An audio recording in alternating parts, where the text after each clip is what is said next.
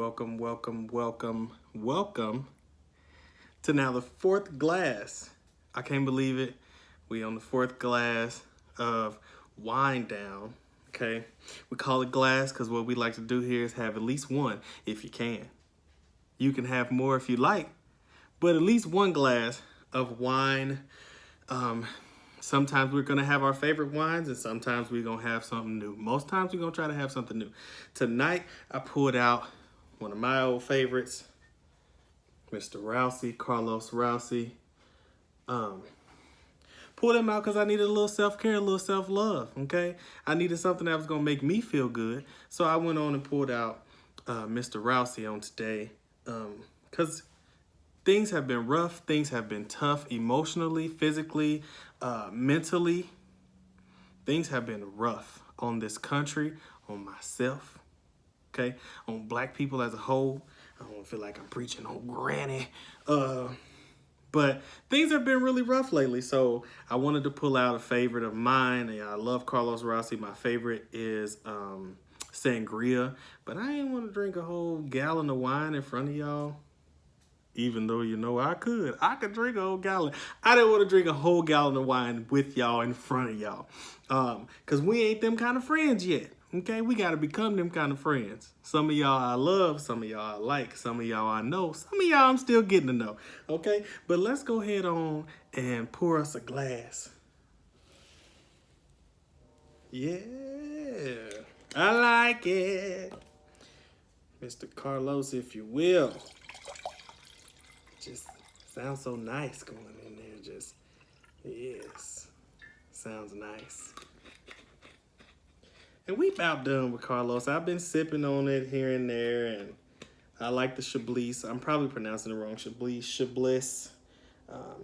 It's 10.5% alcohol. I didn't tell you guys that the last time that we enjoyed this. It's a California table wine. Okay, and I'm sitting at a table right now. So I think this is perfect. I don't know if that's what they meant, but that's what it's going to be today. That's what it's going to mean for me today. So as always, we like to raise our glass to somebody to start the show out with something a little happy, a little spunky. First of all, shout out to my hairstylist because she got me in the game because I was looking rough. I started this thing out rough. Y'all saw me how I used to look, how I was looking in the first few episodes. Y'all see when I take this down that it would be a totally different situation. It would be big and curly and nice. So shout out to her. Naya, I love you. You're awesome.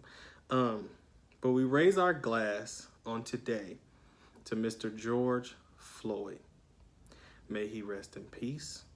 May his soul be in eternal heaven, okay? And we drink to him, we drink for him, since he's not here with us today, to raise his glass with us.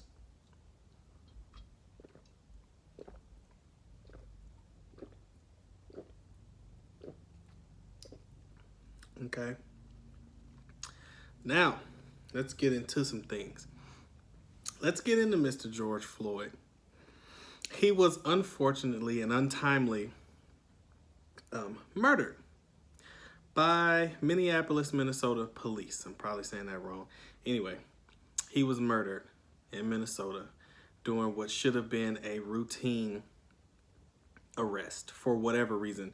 Nobody really knows the crime he was accused of. We only know what is being said. Or what's being reported by the news, and nobody really seems to have the accurate charges or accusings of Mr. Floyd. All we know is that he was handcuffed and pinned to the ground, and a 250 plus pound man, former officer, because he's been fired and charged. We'll see how that holds up. But he pinned him down underneath his knee, which is force because Mr. Floyd was already in handcuffs. He was already subdued, if you will. He did not need to be, from what we see in the videos, he didn't need to be aggressively pinned to the ground. His hands were behind his back, and if he was that much of a threat, the other 3 officers who were there, who stood idly while Mr. Floyd was murdered, could have hogtied him. They could have immediately put him in the back of the squad car and taken him to the precinct and had him booked, and could have been done with it. He would still be alive today to fight and have his day in court. He won't have that because of this rogue officer and these other trash officers who stood around and did nothing. It's a sad, sad situation. This is the 2nd episode of a very early show. Okay, we're only 4 episodes in, 4 glasses in. And here I am having a 2nd episode about one of ours being murdered. It's tiring. It is emotionally draining. It's not okay. Let's just say it. It's not okay. And so now there are multiple cities. Pretty much half of the country is on fire. I know that's pretty extra of me, but that's what it feels like. It feels like most of the country is on fire right now because my people are tired. We are sick and tired of being murdered for no reason. No matter what that man did, he should not have been murdered, and especially at the hands of someone who's supposed to protect him. Even, oh God, you see the bug? Go away, bug. Even when there is a situation where there's maybe a murder or something to that effect, no matter what he did, he didn't do anything that his life should have been taken. Nothing he did was that serious. He wasn't a threat. We don't see him being a threat to any of the officers. We don't see him being aggressive with any of the officers. When they first pulled him over, when they first stopped him, he got out and was cooperative. Excuse me. So I don't understand why he's dead. I mourn for his family. I mourn for their loss. I think it's sad. I think it's hurtful. Excuse me.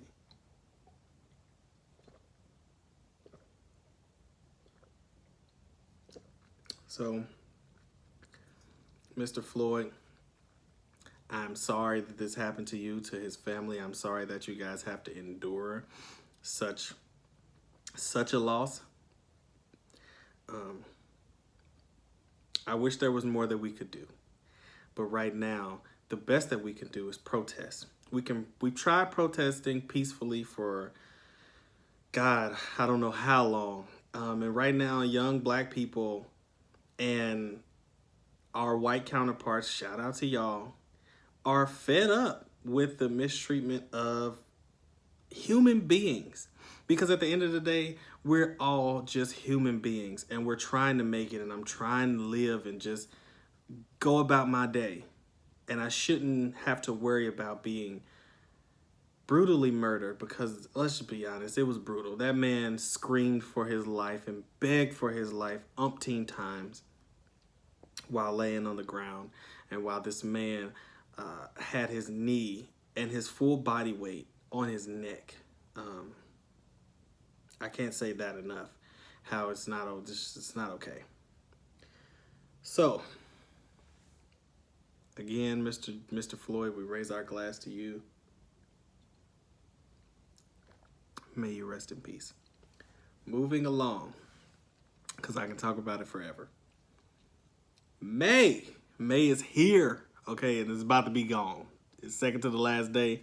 It'll probably be the last day by the time this comes out. By the time you see this, it'll be May 31st. And so in the likeness of May, May is Mental Health Awareness. If you guys didn't know, it's Mental Health Awareness Month. And I am somewhat of a mental health advocate, if you will. I have struggled and survived mental health for many, many years now, since I was 14 years old. And I kind of have my own story. So, along with this glass, you get to hear my story of mental health and how I have dealt with and overcome. So just a little backstory. I have struggled with and dealt with anxiety and depression, which what I like to call is the common cold of mental health, because it is commonly seen. It is often seen. It is often treated.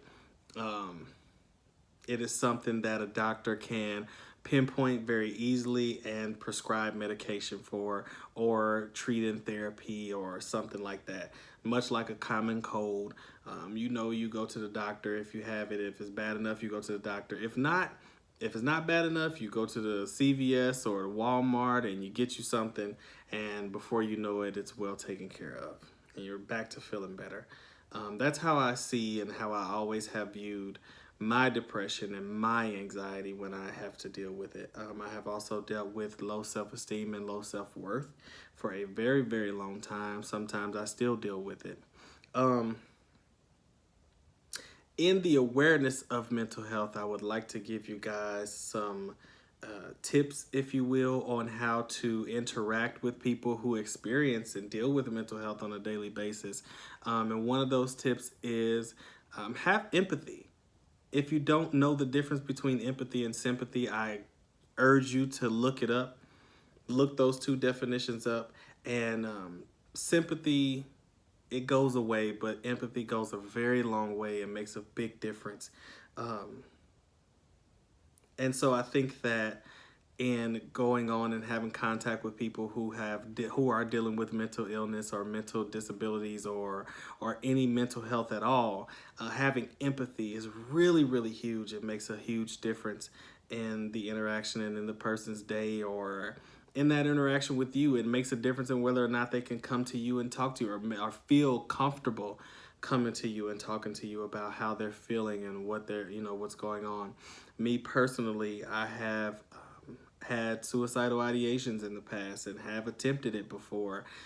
Thankfully, I was not successful in those attempts. Many years ago, I was 16 when I made these attempts. But I did my best to hide it. I was in high school and I was going through girl problems and I was in love and all that hoopla for somebody who's 16, who feels like this is it for me. This is my peak. Nobody's ever going to love me again, and blah, blah, blah. All that stuff that goes on with 16-year-olds. I really dealt with depression during that time and attempted suicide twice, actually. I don't really talk about the second attempt. I talk about the first attempt quite a lot because I feel like it's a story that should be told. And so, yeah.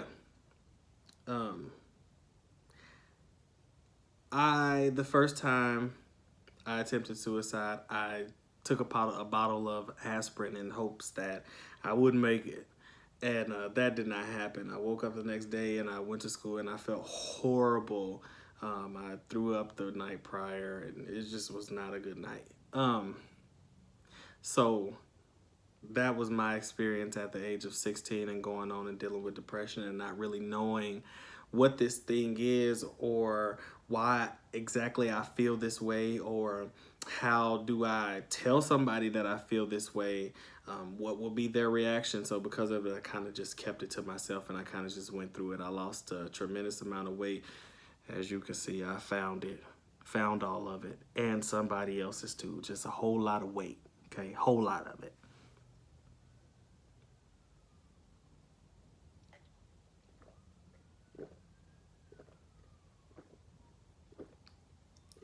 We're going to get another glass. Don't worry. I'm going to get another one. That's just the first one. Oh, we have a lot of talking to do. So, yeah, empathy is big. That was my experience when I was 16, is attempting suicide due to depression.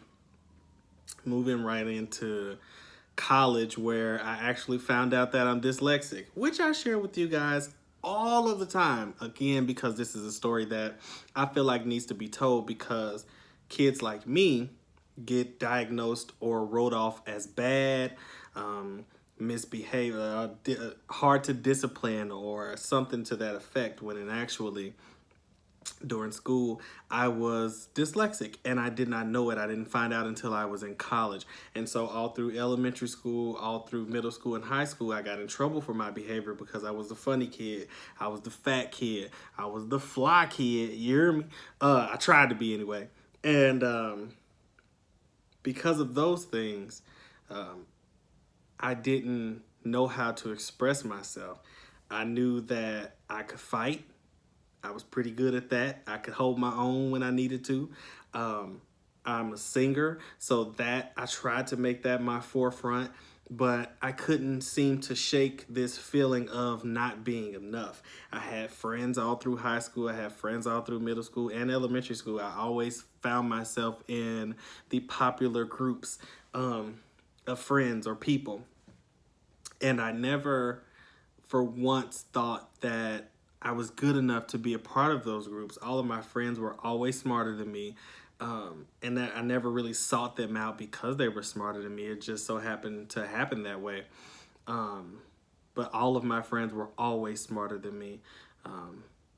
And so because of that, I kind of skated through school because I would either study with them or I would cheat off their test or I would copy their homework or whatever the case was to get me to the next step. Backtracking a little bit, when I was in 4th grade, my elementary school sent a letter home saying that, hey, if he doesn't get it together, it was 5th grade. If he doesn't get it together, he gonna flunk, okay? He gonna be held back, and then he gonna be in the learning disability class. Back then, it was just called LD. And when you are a young black kid in the late 90s, early 2000s, and you hear LD, you think that that means special needs, and when in actuality, it doesn't. It just means learning disability. And in my school, there was a kid in the learning disability class who wore a helmet. And we did not know that that helmet was to shape his head or that it was struggling to grow or whatever the case was. We didn't know exactly what the helmet was for. We just knew that, oh my God, this kid wears a helmet. Something must really be wrong with him. We, of course, growing up, myself finding out that there was nothing really wrong with him, or excuse me, let me be very clear. There's nothing wrong with kids who wear helmets. Okay, excuse me. And that kid in particular, there was nothing wrong with him. I think his head needed to be shaped or something like that. I'm not sure, okay? But at the time, I was very ignorant and still in the process of learning what these things meant, what these abbreviations meant. LD, we thought that it meant special needs. Back then, we used the R word. We don't use that word no more. It's bad. Don't use the R word. It's not cool. It's almost like using the N word, okay? So my teacher, 5th grade teacher, Mrs. Snyder, put me in the LD class for a day. I had to go to lunch with them. I had to go to recess with them. I had to do my work with them. She sent work down. I had to be with them all day long. And I was devastated. All my friends were laughing at me. They laughed at me. They called me LD and all of that. So I was pretty much in this Scare Straight program for education in elementary school surrounding learning disabilities. And I had no clue. I just knew that I didn't want to be there no more. So after that day, I got it together and I ended up making it to middle school, where I went to probably one of the worst middle schools at the time, in my city at that time. And I then ended up switching middle schools and going to a ACE middle school, which is African-Centered Education, where we learned about our roots and our heritage and where we come from and how amazing we are and how our people were not supposed to be enslaved and dragged from our countries and our tribes over to America by white people. And so that was very enlightening. And there I met some awesome lifelong friends. And I still educationally did not thrive. So I was still dealing with depression. I did not know that's what this was at the time because I was just a kid. So I had no clue that in middle school I was depressed. I just knew I was sad. I was hurt. We would go to assemblies. I wasn't getting any awards for my education. I got like, I wore my uniform every day, so I got an award for that. Like, stuff like that. I won king of my middle school in 8th grade, so that was pretty dope. We had a king and queen pageant, and I won, me and my best friend at the time. And that was pretty cool. But when we would go to assemblies, I would feel this, like, frog in my stomach.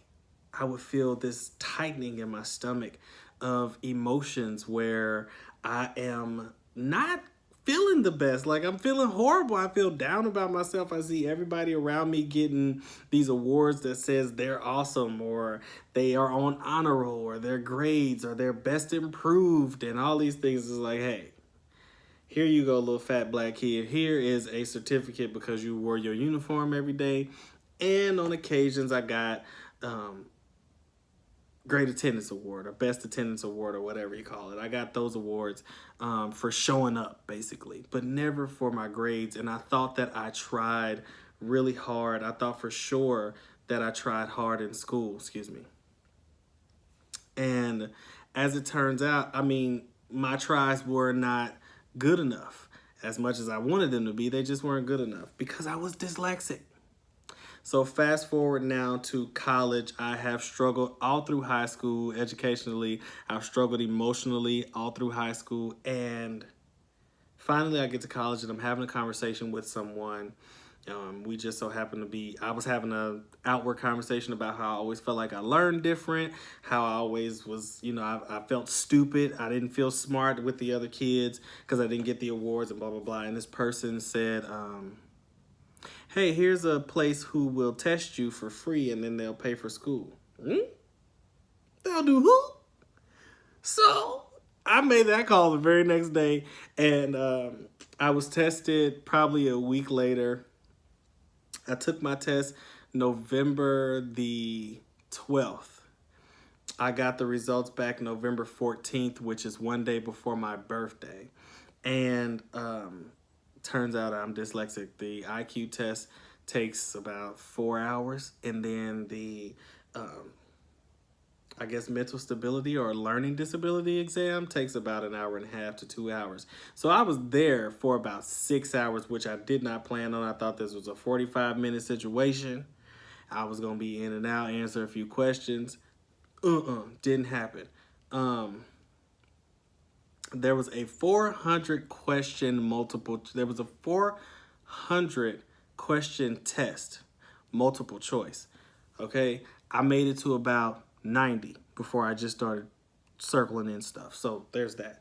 I'm sure that did not help me in any way. It probably contributed to the negative scores, if you will. But 400 questions is just a lot. Maybe that's what they wanted to know was how long can you withstand these questions? How long can you go before you just start filling in stuff?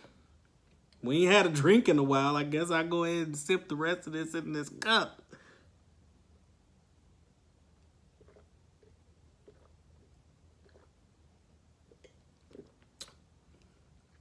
Let's just pour another. Why don't we pour another? Because that's what we're here for, okay? We really came for the wine. Let's just go ahead. I done talked. I done got parched. Let me pour it over here.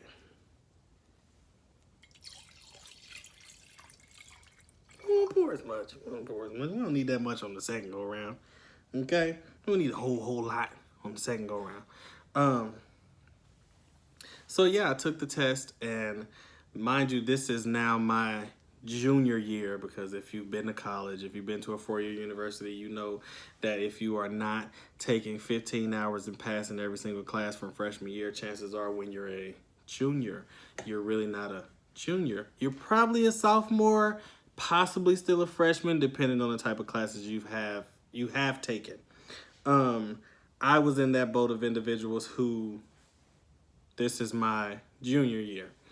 And so it was devastating for a while to find out that public school systems here in the city that I live in have failed me. And so in such a way that they simply passed me along instead of trying to figure out how I learn, trying to teach me how to learn, trying to find out if I have a learning disability or not. Nobody sat me down and said, hey, let's test this kid for a learning disability. Let's see if he really does need some help. And if he does need that real help, let's get him that real help so that he can succeed further into life. So here I am. I'm 22 years old. It is one day before my 22nd birthday. I'm 22 years old now.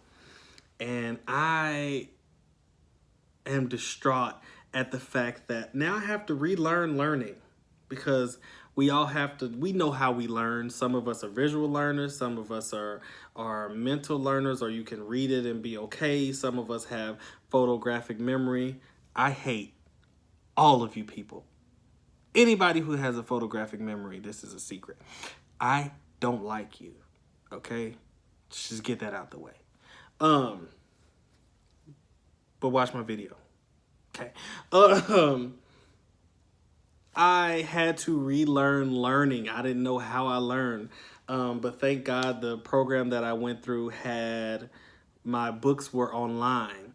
So I could read them online and I could study online, and I didn't have to actually have the physical book, which sometimes I still had both just to make sure that my notes were comparable and things like that. I had to relearn how to take notes because I found out that I didn't know any proper manner to actually take notes.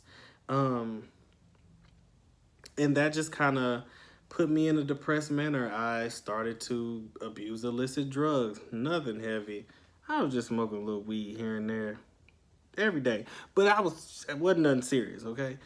He don't do pills, he don't do meth or nothing like that. I just like a little weed, so that was it.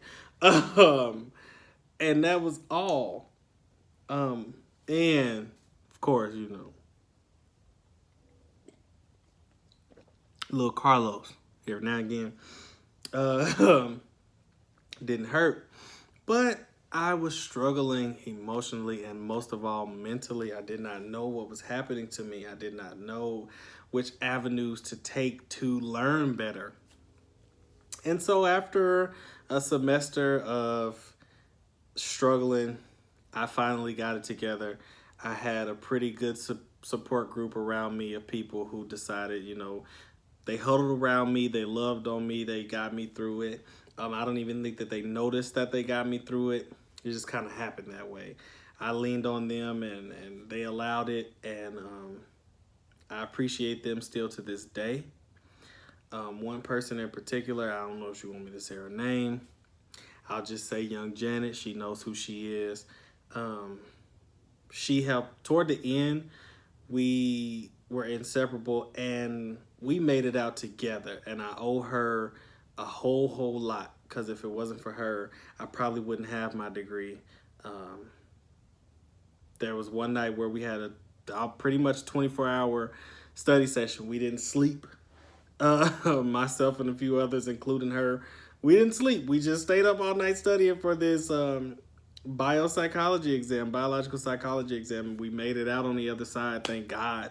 And that following week, I think it was, we were graduating. And it felt amazing, and it was emotional, and it was tearful, and it was awesome. So if you want to know, I am doing fine today, okay? My mental health is stable. It has been stable for quite some time, even though this is a rough time. Emotionally, a little different. Struggling a little bit emotionally, because I feel things, okay? The social medias, the Twitters, the Instagrams, the Facebooks, all of those things, they make me feel things, because there's a lot of anger happening, and there's a lot of outpouring of that anger in the form of protests, in the form of destroying things. Let me tell you something. You protesters, you ones who are not really for Black lives, but you want to show up and tear up something, okay? You're going to be exposed. You have been exposed, some of y'all, but you're going to be exposed, because you ain't supposed to be there, because we got a real cause, okay? And our real cause will be heard. Our real demands will be heard. So, happy Mental Health Awareness Month. It is coming to an end. By the time you all watch this video, it will have ended. This is my longest video yet. I normally like to make my videos between 10 and 15 minutes or 12 minutes or something like that. And this will probably be my longest video. But I love you guys. I appreciate you. Like, share, subscribe, comment. Don't be ignorant, because don't forget, okay? I'm Christian. I love the Lord. I love the Lord. But I will fight you like a dog in the street, okay? I will get with you in the name of Jesus, okay? So, that being said, good night.